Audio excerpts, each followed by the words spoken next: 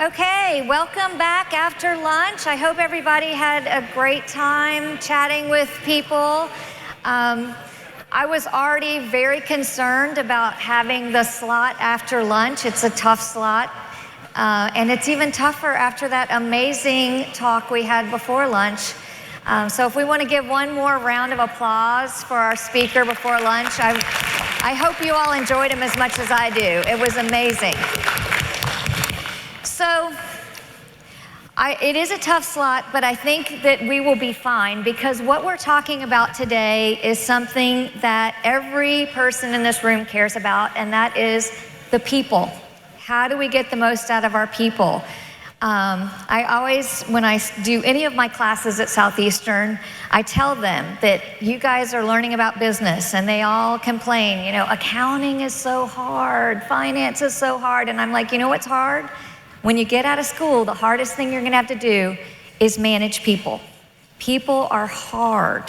And so that's why I'm really excited to have a conversation with these talented people who are getting it right with the people, and what I know you all care about, they're delivering superior business results at the same time that they're getting it right with their people. They're actually delivering superior business results by getting it right with their people. But also, before I jump into our panel, because peopling is hard, I want to share just 2 seconds about one of the best kept secrets on the North Shore. You just saw our video, you heard Dr. Wainwright speak. Everybody in this room knows if you want to get a rock solid business education, you do not have to go far. You can drive down the road to Hammond, Louisiana, and you are going to get an amazing education. We have an alumni on this panel right now. We have alumni all over this room. But what you may not realize is that the College of Business at Southeastern is here to support you on your entire journey. After you get that first degree, after you get that first job. Dr. Alford was up here right before lunch, and he was rushing because he was standing between you and food. But I want to say that for anyone who wants to get a degree in business, we offer every kind of MBA that you could possibly want. We have 100% online, we have 100% in person, and we have the executive MBA where you come on weekends. So if you are looking for that advanced degree, we've got you. But some of you don't want a degree. Some of you want something very targeted, something specific, and we've got you for that too. We offer non-degree programs for anybody who wants to learn and grow. It could be someone in this room or someone on your team. And maybe they don't want to commit to a degree, maybe they can't commit to a degree. So if you want to learn more about business or more about those tough people offers, those people issues that we're all struggling to deal with, we have group programs on our campus where you can send people, and they are surrounded by people from other industries and other businesses, and they learn as much from the instructors as they do from the other people in the room. And we also can do tailored programs for your business. We can come to you and help work with you. I could talk about this all day. I'm very passionate about what we are doing with professional advancement, but obviously we're here to hear from the experts. So on page 5 in your program, please take a look, and please stop by the booth in the back. You can learn about MBAs and professional advancement there. And speaking of the program, I cannot possibly do justice to the amazing talent that we have in front of you right now. But their bios are on page 20 and 21, so I invite you guys to take a quick look about how amazing these people are. I'm thrilled to speak with such a wise and experienced group. We have Libby Wanamaker, Vice President of Talent and Experience for Chick-fil-A Corporate. She flew in from Atlanta this morning and is flying out this afternoon. So we're thrilled that she made the trip. JJ O'Neill, President of Jani-King Gulf Coast, who's surrounded by all of his friends and colleagues. Christopher Ford, Senior Vice President of HR for St. Tammany Health System. And Lauren Nelson, who is an operator of Chick-fil-A Covington. Probably everybody in this room has been to Lauren's Chick-fil-A, and you enjoyed a delicious chicken biscuit. Compliments of Lauren this morning. So big round of applause for the chicken biscuit. All right, so let's jump right in. Libby, one of the things I hear all the time whenever I speak to people is, I am having trouble finding qualified people. So have you noticed a change in the quality of candidates or the expectations candidates are having? And what strategies are you finding that are successful in attracting top talent? I do think that it is hard to find talent who match what you're looking for. I don't actually think the quality is different. I think people, younger people particularly as they start in their careers, are looking for more breadth and they see more opportunities than traditional paths through corporate America. And so that's just one of the choices. They want to be entrepreneurs, they want to be influencers, they have a million other things they want to be where they can make money. And so you don't have as large of a traditional candidate pool that you maybe used to have. And so we have found we have to be really smart around how we get clear about our employee value proposition and what we can offer to them, and then how do we communicate it. And social media really has been a godsend for us for that. We do it mostly by profiling our current employees and them telling the story of what they're getting at Chick-fil-A. I mean, one of the advantages of our brand is y'all go into the restaurants and our value proposition, you feel, hopefully, please, Lauren, in your restaurant, with as a customer every day. And that's what we want for our employees to feel. We want them to feel cared for. We want them to feel like they have opportunity and poured into. But that's the stories we tell on social media, and it's made a big difference. Awesome. Anybody have a quick point they want to add to that? Yeah, look, one of our mantras, and it's been mine for a long time, is hire for attitude, train for skill. I think sometimes we get a little too narrow-minded. We also have call it a policy. We'll call it a loose policy of not just over-sifting resumes, right? We're looking for talented people. We're not trying to just narrow down and get microscopic on somebody's background. We want to bring them in, have a conversation, and pick the cream of the crop, right? That's awesome. I do think that's one other point is, I've heard a lot of people in the HR talk about trying to make the cycle time of hires shorter. And I just think you should think about what that says around to the talent you're hiring. If you're not investing in their selection, then they feel like they're fungible. And so the more you will invest in picking them, then they know that you're spending time. They're harder to replace because they know you spent that time. And so your hiring process should match what you want them to feel like when they're working for you. That's a great point. It's an excellent point. So another issue or topic that comes up in all my conversations, especially since I work with college students, is generational differences. So Christopher, I'm sure you are managing all breadths of generations. And so tell us about what kind of differences are you actually seeing in your generations, and how are you trying to foster collaboration with employees who might have different expectations, different values, different backgrounds? Absolutely. So I'll start by level setting. I am a member of Generation X. I know I may not look like it, but I am. You can laugh, it's okay. So we actually have all 5 generations in the workplace right now. Yep. And so, especially in healthcare, so we have lots of staff who have been with us for a very long time, lots of tenure. So it also creates a different segment too that we need to recognize.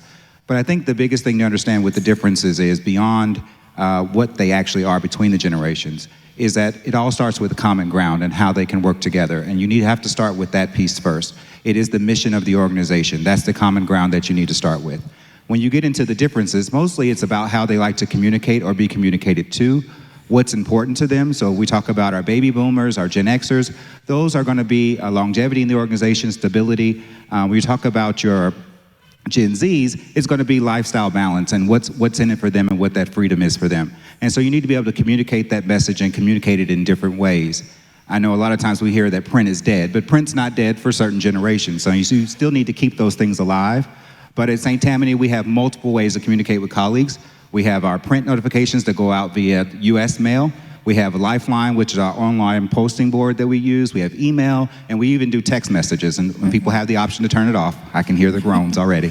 And so, but that's just one way to make sure that we're communicating in every possible way that we can for those that like to be communicated with, and not forgetting the tried and true, old-fashioned, I'll call it, face-to-face communication, because that's very important for those baby boomers. Do you have anything you want to say, since you probably manage, I'm looking at you, you manage probably the youngest workforce here.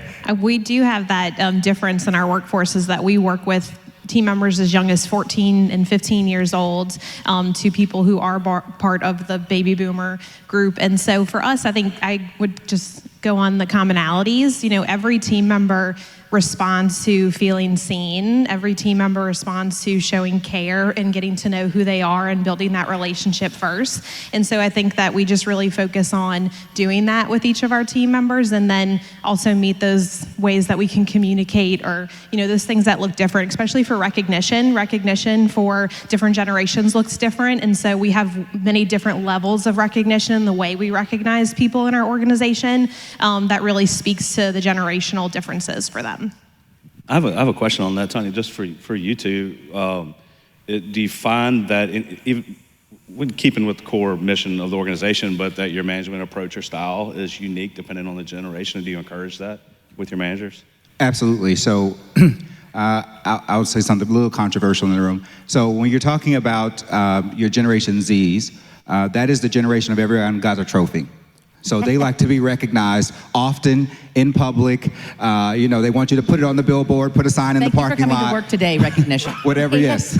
Yeah. Yes. Whatever you can do for them. Versus your baby boomers and your Gen X, they want the recognition to come when it's time for their evaluation. They kind of know how they're doing. Those others need those constant check-ins, and so I think it's going to be important for leaders to understand the difference in how they can motivate and groom the staff as they're coming on board. Well, the only part I'll add is I've learned in my short time is that you can't really put everybody into those generational buckets. There are some people who are not going to respond, you know, in this bucket. And so I think if you really focus on who is this person, you know, we have a survey that we give to all of our new team members that's like, who are you? And we ask them, how do you like to be recognized? What's your favorite candy? What's your favorite like snack food? What's your favorite drink? And so all of my leaders have access to that. And if they see somebody do something good, you know, it gives them an opportunity to have a personal moment with someone because of systems that we've put in place to be able to do that for them. That's awesome. JJ, let's talk about the opposite side of the coin. Wonderful. So we've all heard the term quiet quitting. With the latest research that I just saw, it came out about less than a month ago, is employees aren't quitting, but they're still looking. The reason they aren't quitting, when we had the Great Resignation a few years ago, the mood hasn't changed, the opportunities just aren't there. So they still want to quit, they just can't, but that still means that they're not engaged in our offices.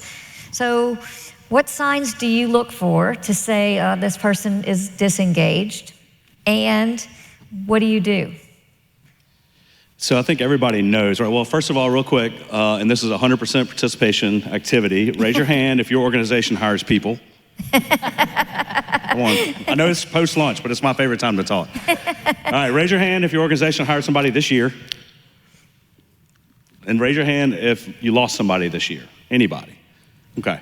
So we have a lot of employers in the room and a lot of people that interact with team members. I think you know, right? It's not really a hard thing to detect somebody that's quiet quitting.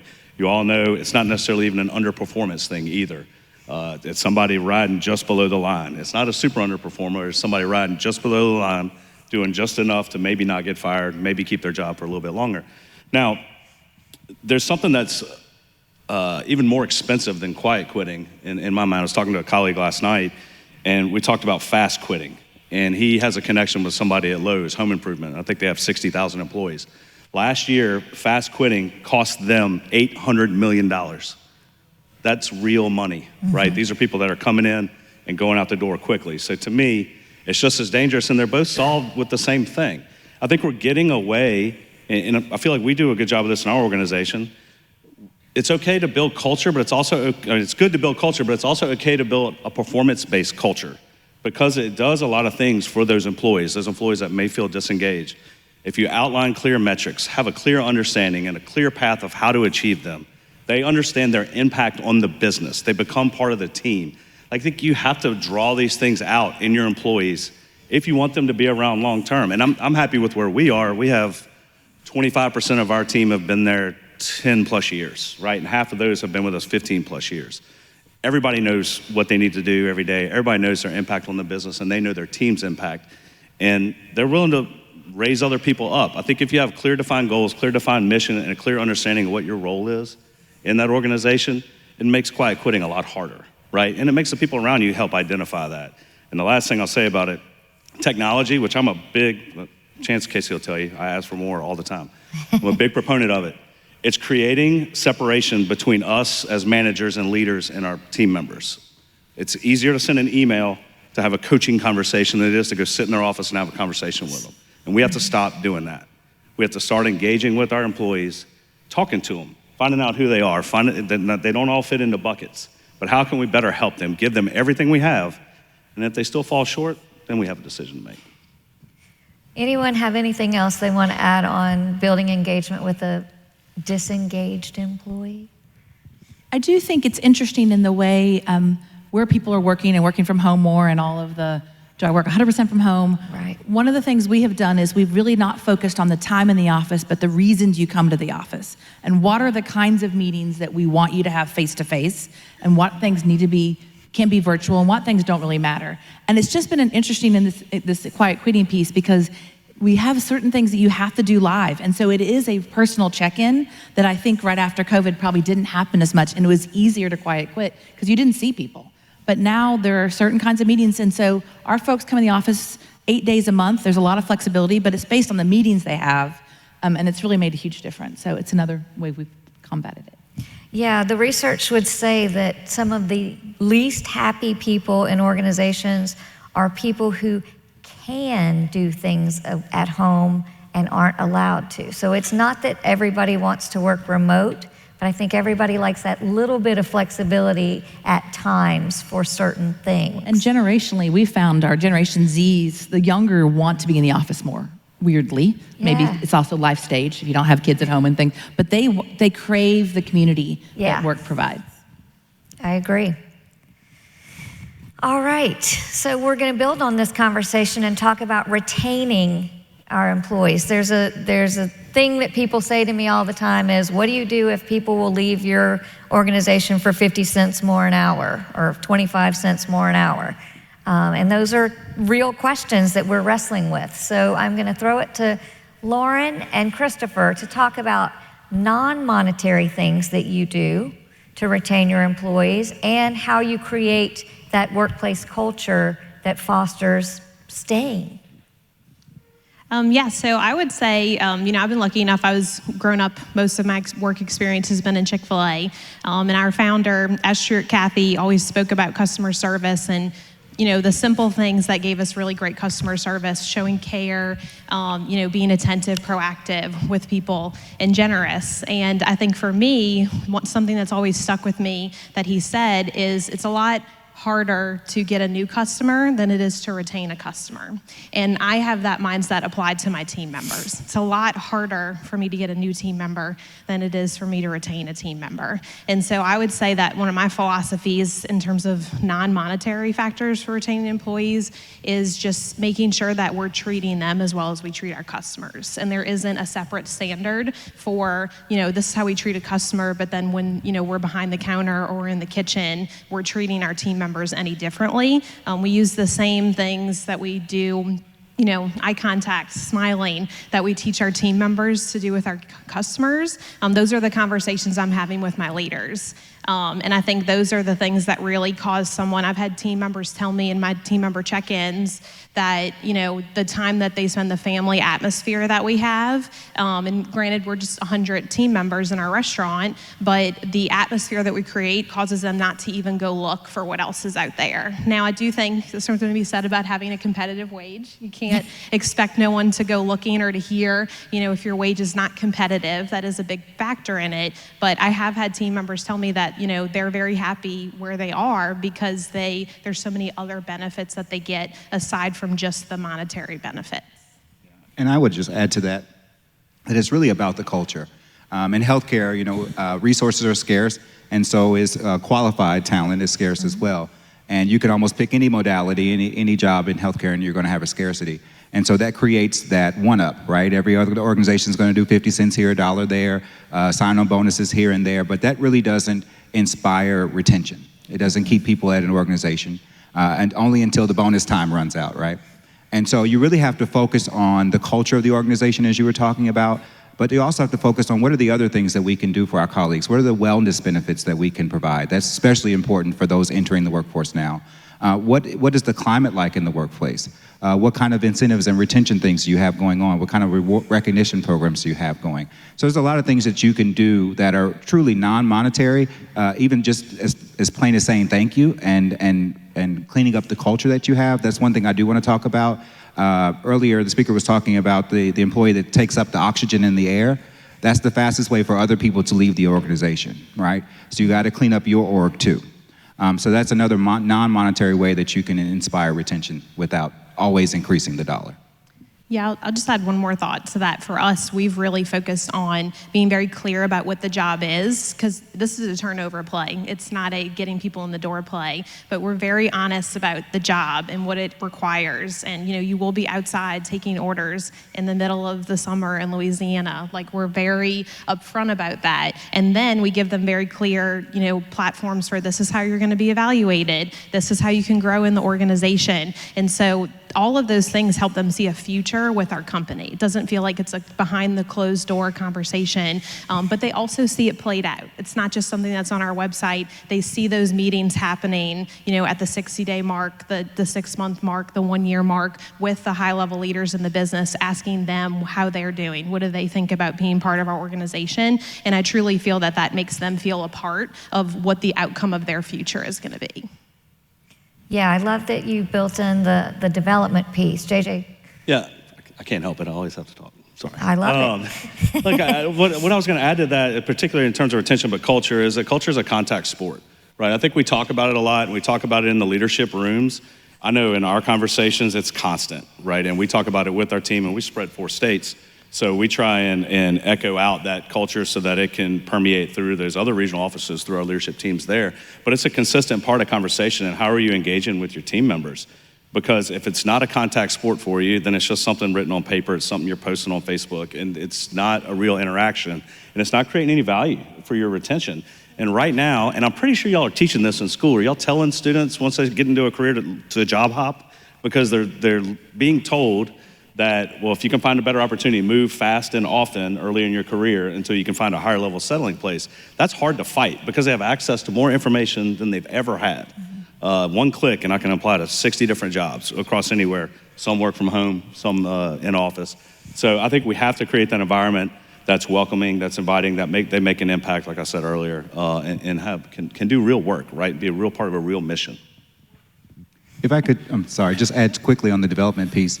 The new generation is coming in, that's what they seek the most. Yes. A lot of times we promote and put people in jobs, we really don't provide enough training for them to do the job. We provide enough for training for them to do it at arm's length. And we really need to focus on developing their current skills and then upskilling them into a different career and really being invested in that with them and guiding them along the way. And I can say at St. Tammany, we've been fortunate enough to partner with Southeastern and North Shore Technical College to be able to do that close to our campus, where we offer our colleagues an opportunity to explore other careers within healthcare. And we do, of course, pay for that for them. But I think that's a great way to foster retention and trust through your new colleagues. Are you going to add to that? I'm good. Yeah, so what we hear is that what employees want is to work for somebody they trust.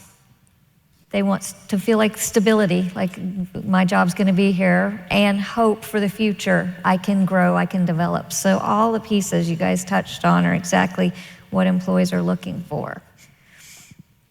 All right. We are going to build on the conversation we heard right before lunch with this one. We often have leaders who lack the true leadership skills. They're great individual contributors, but they just never have learned how to lead people.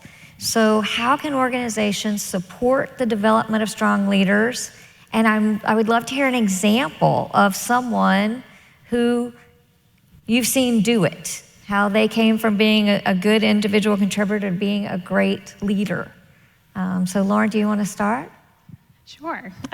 So I would say for me, this is like my number one part of my job is focusing on my leadership and how they're developing themselves and how they're leading my team. At one of our Chick-fil-A Next conferences that we were at, they were really talking to us about the middle management and middle leadership and how, no one in my team necessarily works for me. I'm not leading my shifts. They are a part of my team and my vision, but they really work for my shift leaders, right? And so I spend most of my time with my leaders. I would say about 70% of my time is spent with my leaders. And that is me having check-ins with them, having coaching conversations with them. I pay for a platform called WildSpark where we have monthly development opportunities for them. And I will say most of my leaders are young leaders. My purpose, the reason I became a Chick-fil-A owner-operator is because I want to have a positive influence on others while challenging them to be the best version of themselves. And that challenge piece is so important because that's where growth happens, is in uncomfortable situations, is in difficult situations where we're learning. But I understand that I can't challenge people if I don't have a relationship with them, if I haven't, put coins into the piggy bank to make a withdrawal for that accountability conversation. And so my team laughs at me. I tell them that all the time. But for me, that's really where I spend most of my time is focusing on, where can I help them grow and help their leadership and perform at their best, because I know that's going to benefit my team the best way, which is in turn going to benefit my customers in the best way. And I would say, as far as an example, I'm very fortunate. I started working at Chick-fil-A when I was 14 years old. I've been with the company for 20 years. And I am here today because my operator poured into me in my development and gave me ownership in the business, which is hard to give away. And then I also worked for Chick-fil-A Inc. Before I became an owner-operator, and again, was poured into, at that level by them. And I am an example of what can happen if you continue to pour into the people in your organization. And now I'm really passionate about paying that forward and doing for the people that are in my business. JJ, you want to build on that? Ditto. Yeah, look, we've been in business a long time, and we've actually built our company on growing individual contributors into managers and leaders. Yes. It's just a core component. Again, I go back to performance-based culture.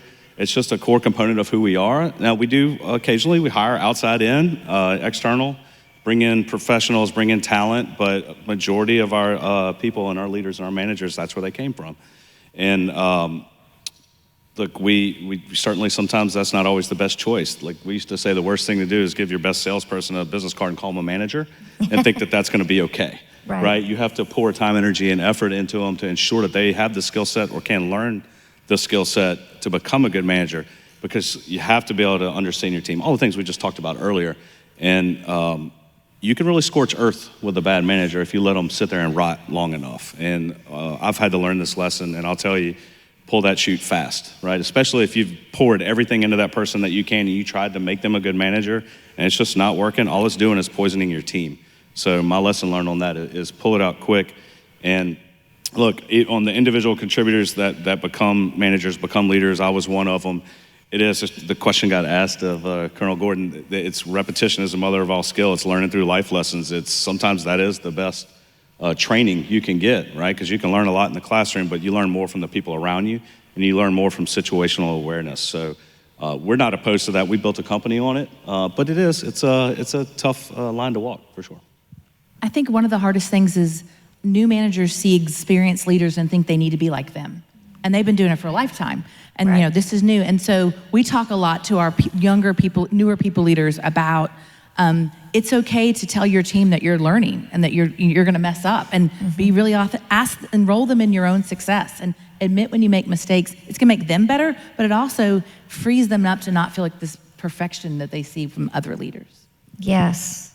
Yeah, and if I can add, you guys don't have to solve that problem. You probably don't have the bandwidth to solve that problem. And I think it's okay to offer external coaching to some of your leaders as they're coming up, and be a mentor to them, or help them find a mentor that pairs up with that coach so that they can get that outside experience, and they also have someone that they can talk to about what's going on in the workplace that may not judge them or their perceptions, but to help guide them along the way. So don't feel like you have to take all this development on yourself. There are resources out there that can certainly help with that.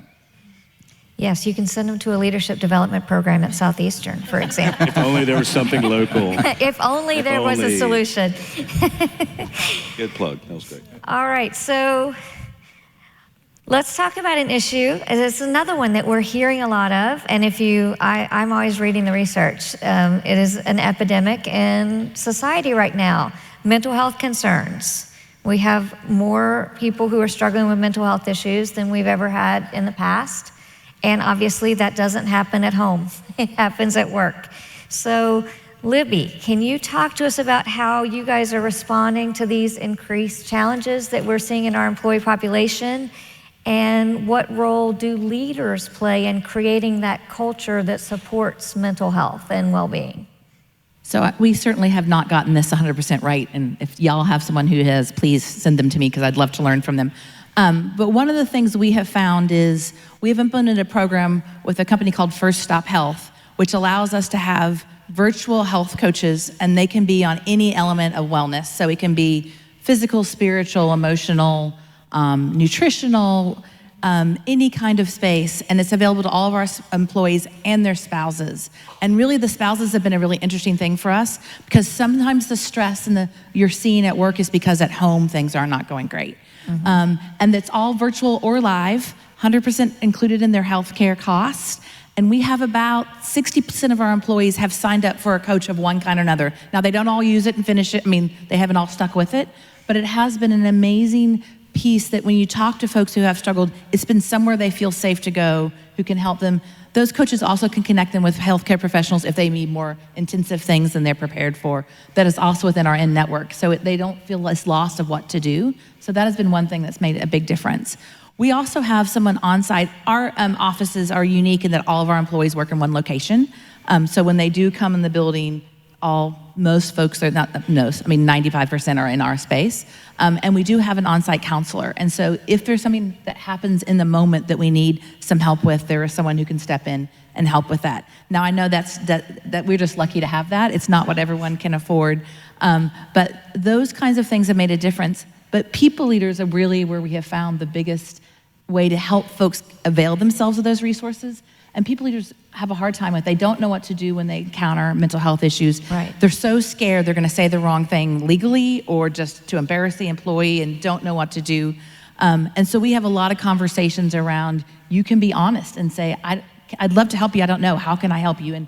And really start a dialogue. They should not be counseling them. That is a hard thing. Many people wanna say, I went through this, let me tell you exactly what you should do. Mm-hmm. That's probably not the best use of a people leader. So we've had to have long conversations about that, but really encouraging them to open the door to help them get assistance. Who else wants to build on that?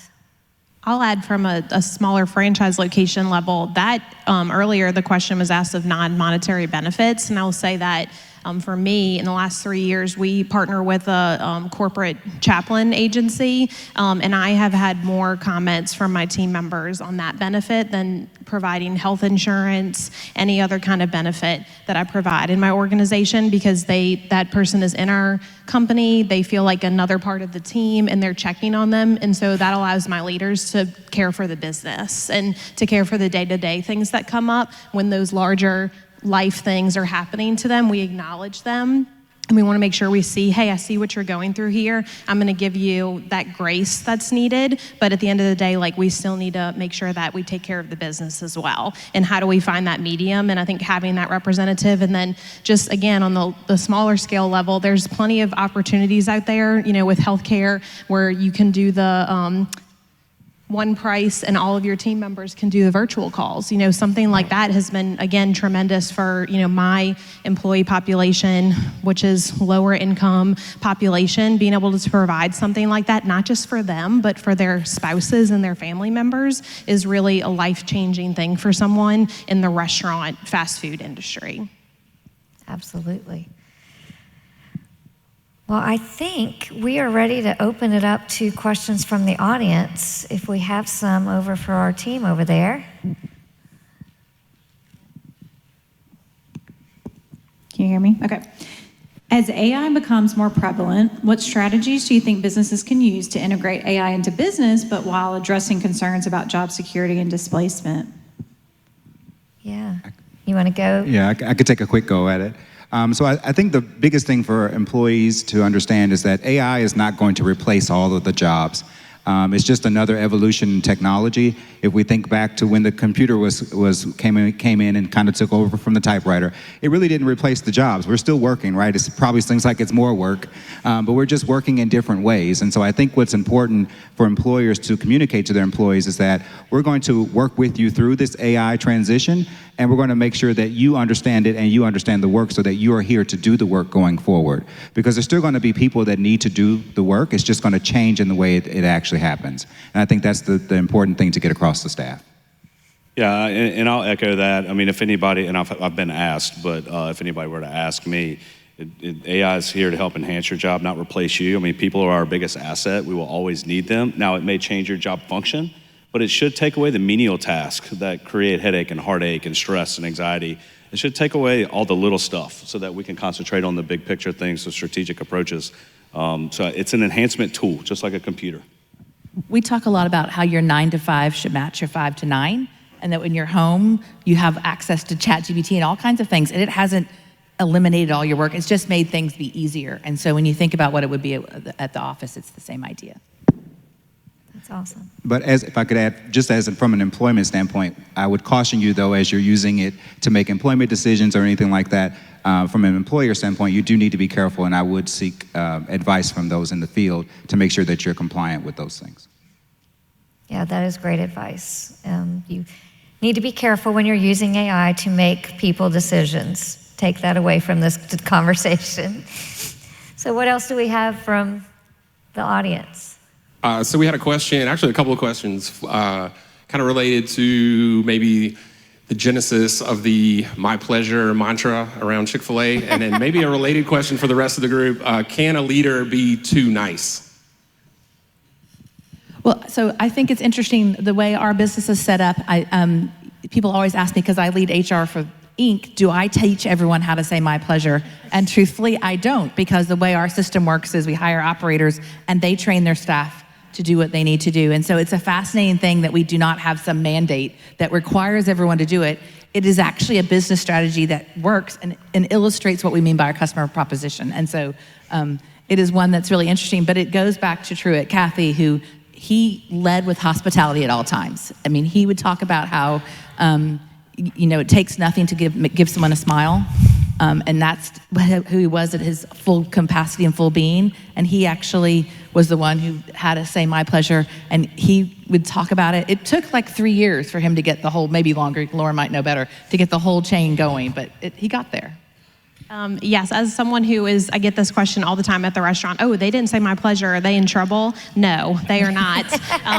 We want to make sure, again, the customer experience is, did they get a really great customer experience? And so I think Truett always challenged us to, compare ourselves to, hey, just because we're a fast food restaurant doesn't mean we can't give 5-star service. And I think my pleasure is one of those things you hear in a 5-star service experience. And so we're very fortunate. We have a lot of team members who want to come and work with us and want to say my pleasure. And, it really is our pleasure to serve y'all. Without our guests, we wouldn't have jobs. So it really is our pleasure. The question about can a leader be too kind? We have an aspiration, too nice. We have an aspiration to be the most caring company in the world. And people would say, well, that means that you would give everything. You're always going to do what the employee wants. And we talk a lot about that clear is kind. And actually, as a people leader, the best kind of being nice and kind is to be clear. And so that is how we've sort of differentiated between just sweet and actually being kind. You took the words out of my mouth. I was going to say that I think there's a difference between being nice and being honest. And if you're honest, it comes across as compassion. It comes across as nice. But be honest and be true to that conversation. Yes, that is something I teach my students. Honest is kind. If you see someone doing something wrong and you don't tell them and they continue to do that wrong over and over again, were you nice? No, you're letting someone fail because you weren't honest. So honest is kind. Do we have some other questions from the audience? All right. Yes. Wow. Okay, we don't have the hook yet. Okay. Do you have any thoughts on building the future leaders of your company? And do you have any formalized mentorship or maybe even informal mentorship opportunities that you've implemented? I can take that. So we, at St. Tammany Health System, we created the Leadership Academy. We're in our second cohort, and it's a selection of colleagues throughout the organization that have applied to be in this program. They're looking to develop their leadership skills, and we partner with a third-party organization to help us really formalize this 10-month program. It's really intensive. It deals a lot in the beginning on looking inside. So how are you as a person? How do you present at work? Obviously, there's a 360 involved. There's some Hogan surveys. And then there's an action learning project, and then several modules throughout the 10 months focusing on how to be a leader in healthcare. And so it's a really, really intense program, but I think the leaders have walked away with a sense of self-respect. Confidence level has grown quite a bit, but it really provides them an opportunity not only to learn, but then to grow their own network, because each cohort is a group of 9 or 10 folks that have grown up through this process that are then mentoring that next generation coming through. So within that process, they're going through the program, but they're also assigned an executive coach that's external to the organization, and also a mentor within the executive team. So each one, the executive leadership has assigned, not chosen, assigned someone based on their skill set and what we perceive that person may need. So I think it's an excellent way to grow your individuals, to retain them, but also provide them stretch opportunities. I'm going to ask a quick follow-up on that, because what I find in my experience is mentors, sometimes people think I can just say, JJ, you're a mentor now, and it's going to be great. So how did you prepare those mentors to be mentors? That's super important. So we failed forward. So the very first cohort, we just assigned, and we said, you're going to be this person's man. We did just that. And then we learned that we probably needed to give the mentors a little bit of training, and how do you have these conversations? And we did that for our second cohort. And that came from some feedback from the mentors and the mentees. Yeah. And these are our baseline expectations, and we did grow on those. So we want you to meet at least 4 or 5 times throughout the time, and really providing them an opportunity and almost a script of things to talk about. This is when they're going to be doing their action learning project, so you might want to talk about these things. This is when they're going to be getting their results from their survey, so that's a good time to bring that up. So you have to train the mentor always. Absolutely. Each and every time. Yeah, and I find mentors need something to mentor towards. If you just say, just mentor, it's so vague, they don't know what to do. Libby. Well, we've also started to train the mentees, because we really wanted to be an employee-driven program for our mentoring stuff. So they are asked, like, what do you want? Why are you interested in a mentor? What are you wanting to get from them? Why would this be the good person? And they're actually charged with coming with their own agenda, which has been really interesting and made more people want to be mentors, because I think they were a little hesitant to want to do it when it was all on them. But when the mentee comes and they really are just helping answer questions, talk with them, it's helped a lot get interest and build support. Yeah. All right, we're ready for another question. So, do you leverage personality assessments to tailor training, coaching, mentoring to the individual strengths or talents of your teams? We do leverage the Hogan assessment for development only. We do not use any of those sorts of assessments, any psychosomatic assessments for placement of talent, but for development. And the reason we've chosen Hogan is it, I don't know if y'all are very familiar with it, but it gives a very broad view of a person in sort of a normal state and then also under stress. Mm-hmm. And so you really can get them to understand how they may show up differently depending on what's going on. And we have all of our HR staff are actually trained on how to coach people using Hogan. We, in the past, have used a pre-employment testing to kind of help guide if there's a decision that needs to be made, but haven't done that in a while.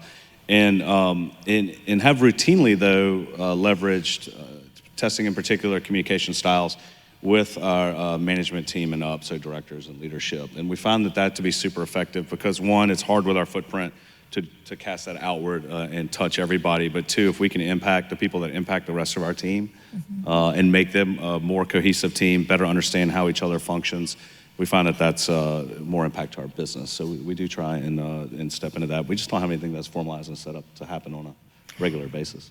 Most of your team also, I know, knows their Gallup Strengths profiles. Correct. The Strengths Finder is the last thing we did internally before any of our team went. Yeah. So that part of the team got exposed to it, and they all really liked it. So that's been a positive experience for us.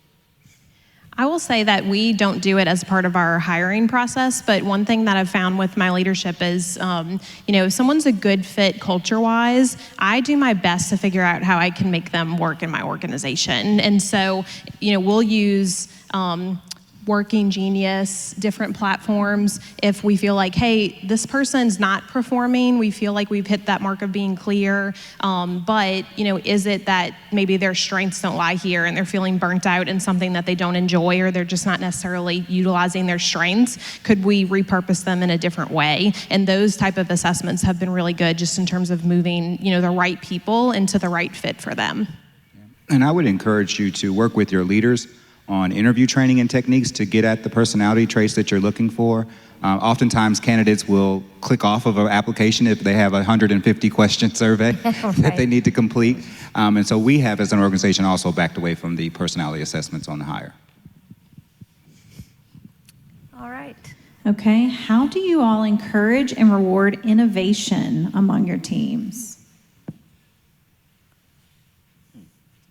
We have a lot of innovation happening at Chick-fil-A, from our mobile drive-through lanes to, figuring out how to push more cars through the drive-through at one time. And so I would say we use our recognition platforms to really encourage that, and we give problems to the team. On my break room board, I have a question of the week that we put up, and so if the leadership team has identified an issue that we're trying to figure out, whether it's, salad dressings are being forgotten, what can we change about that? Instead of us coming up with, an idea from people who maybe are in the bagging, assembling area, a couple times a week, we try and ask the team, and we've gotten some really great responses from that, just encouraging and including them in how we're solving problems and the buy-in that we get from them. And then we give them points on our recognition system and use trackers, but I think they even just get encouraged by being made a part of the process. We also have a, I'm sorry, go ahead. Oh, sorry. I was going to answer actually for my personal situation at the College of Business. I was going to talk about my boss that you all know and love. But I think one of the ways that she encourages innovation is she, one, models it. This right here, you are sitting in something she came up with and tried. And she also makes it okay to screw up. You don't get innovation from people if there's pressure to do it perfectly every time. Yeah, we don't have a formal gold sticker structure flashboard, but I do think the signs of a successful manager, whether it's externally or inside of our home office, is encouraging creativity. And we always ask ourselves, just because we've been in business 30 plus years, just because we've always done it that way doesn't mean that's the way we always need to do it. Right? Do we need to dot the I and cross the T's like that, or is there a better way? And we find that our better leadership and better managers, they encourage that. And I think that helps with longevity and employee retention and all the other things that we talk about too. Yep. And what were you going to say, Christopher? I was just we have a program called Waste Watchers that we run every now and then. And it's an opportunity for colleagues throughout the organization to put in ideas that they have on how we could save money or reduce the waste.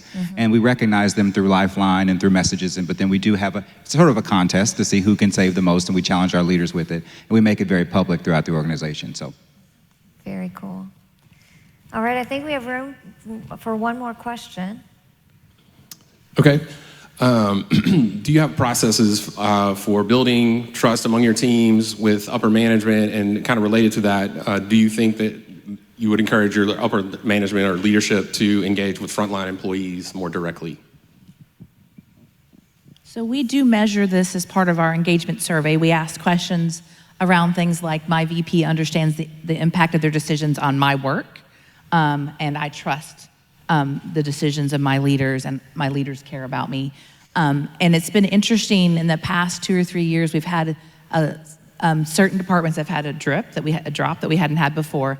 And what we have found is those are the ones where the leaders were not as visible. And so we really are encouraging all of our leaders to spend more time with their frontline folks, and not just formally up at the main stage, but actually time with them. So many of them do very, ordinary things like lunches every month with whoever's birthday that month, or skip level interviews and all kinds of things just to get deeper, to have those conversations. And that has made a big difference for us.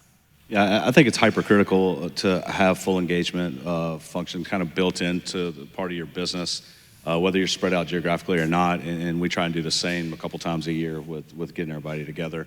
And same thing we would watch when we would do anonymous surveys. You're looking for dips in understanding their role in the company, communication with their manager or leader, and try and attack those. But we have a completely open door policy. I mean, none of our doors are ever closed. I mean, they'll go walk down and talk to anybody at every office, shake every hand every time they visit, and that's something they've ingrained in everybody else that we look for. So I think it's highly critical for leadership, for managers, for ownership to be involved with frontline all the way. I mean, everybody's important, including the janitor, right? Mm-hmm. So we kind of keep that as part of our core mission in conversation with our team.